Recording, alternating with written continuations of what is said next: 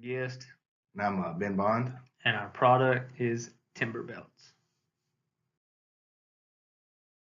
A little bit about us. Like I said, my name is Jordan Guest. I'm a senior here at UNA. I worked for G&G Steel Inc. in high school, doing odds and end jobs, pricing, quoting, this, that, and the other, calling people, talking to people, answering the phone. I currently work for Grogan Jewelers, and I'm an accounts payable over there. Been there since 2015. I'm Ben. I'm currently a senior at UNA also. I've worked in academy sports, it's kind of outdoors. And also currently I work for the Florence Park and Recreation Department. The timber belts we've got is we want to make the best timber belts for duck hunters. We want to make sure that they're made from the best materials so that you get the best wear out of your product. No plastics in the belts. Also, it's going to be all metal components besides the actual strap itself to help it last a long time for you, to get your money's worth out of the product. And if you notice here on our picture, we have an aluminum buckle, and we have that option. If you look at the pictures that will show throughout the slide, we have a slip cam option as well. On the side, it shows they are stainless steel, but I am actually looking at getting some powder coated black, like you see here. Our personal story for the idea of timber belts, it's pretty simple. We were tired of breaking plastic buckles and hooks throughout there in the weather, the cold. Plastic, as anybody knows, it gets brittle. When you hang stuff on it, over time, you're going to break it. When you break it, it's, useless. We found what materials we'd like to put in, and we ordered enough to make a few prototypes. When those got here, we learned how to sew. Two guys learning how to sew, that's what you hear every day. But we wanted to cut costs, so if we could sew them ourselves, we were like, you know what, we'll do it. So learned how to sew and took off from there. Yeah, it kind of helps a lot on making it last longer. You don't want to spend a lot of money on something that's only going to last for 2 or 3 hunts, and then you're already back putting in money into something else that it's just wears and tears over time. Like anything else, you get what you pay for.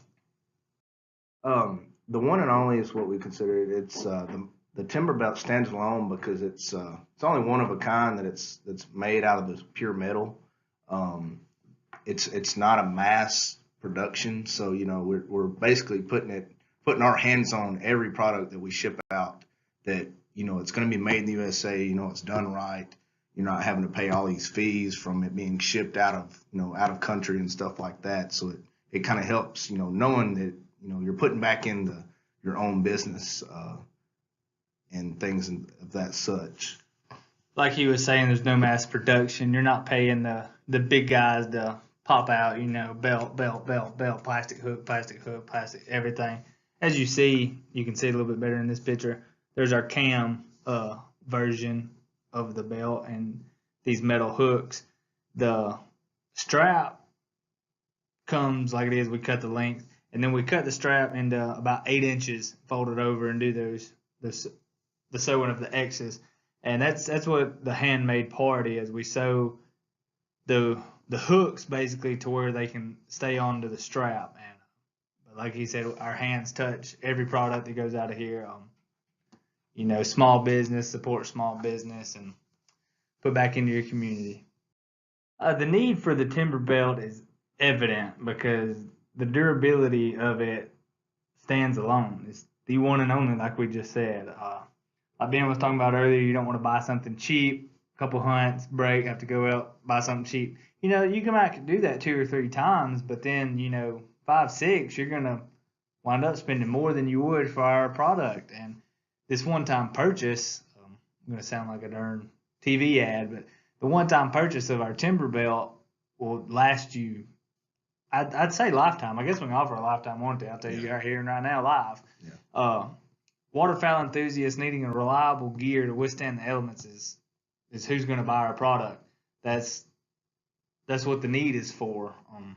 There needs to be something like the timber belts to replace the plastic stuff and what our competitors offer, and it's it's crap. So we decided to make something better. Yeah, when you got somebody like us who hunts about 60 days, if out of the day, you can't really depend on something that you're going to have to purchase over and over and over to be reliable. It's just too much money to be spent. Exactly. Duck hunters usually spend 1.2 billion on equipment annually. I myself have spent a lot, unfortunately. Guilty. Our aims would be for a niche in the market. You want to target the green flooded timber hunters, those who rely on their equipment as much as the weather.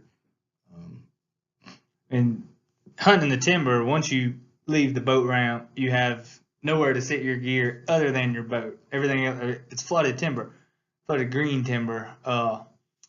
And so our strap, being as reliable as it is, you just slap that baby around a tree and hang your jacket, your bag, your gun, your camera, whatever. You don't want any wet products, or anything. You don't want your stuff falling in the floor. Once it's wet, it's pretty much done. Exactly. Plastic hook breaks, and there goes your brand new cell phone into the water. Wife, girlfriend, mad instantly. So, but that's our market. We're gonna aim for a niche.